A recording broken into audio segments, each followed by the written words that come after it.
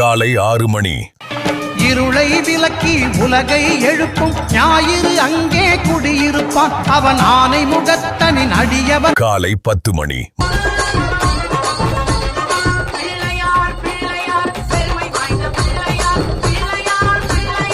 மதியம் 12 மணி.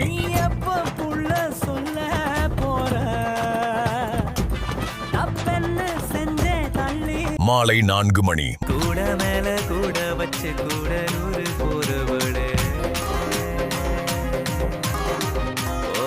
மாலை 6 மணி.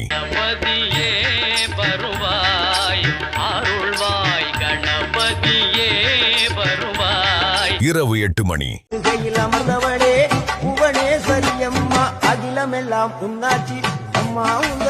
இரவு 10 மணி.